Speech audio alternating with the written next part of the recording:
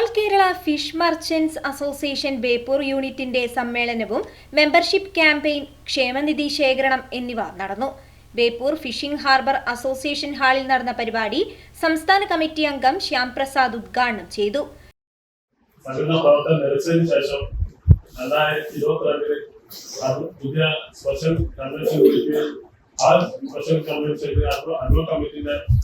മെമ്പർമാരെ തെരഞ്ഞെടുപ്പ് പോയി ആ ഹെൽപ്പർ കമ്മിറ്റി 6 മാസത്തെ പ്രവർത്തനം വീണ്ടും നടത്തിയാണ് ഈ രൂപത്തിൽ സംഘടന എത്തിച്ചേരുകയുണ്ടായത്.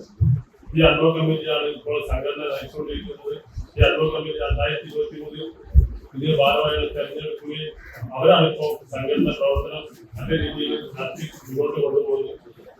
ഇനി അവരുടെ കാലാവധി ഈ മാസം 26-ാം തീയതി 2026 അവസാനിക്കുകയാണ്. അതിന്റെ അടിസ്ഥാനത്തിൽ സംസ്ഥാന സമ്മേളനം വരുന്നുണ്ട്, ജില്ലാ സമ്മേളനം വരുന്നുണ്ട്, യൂണിറ്റ് സമ്മേളനം വരുന്നുണ്ട്.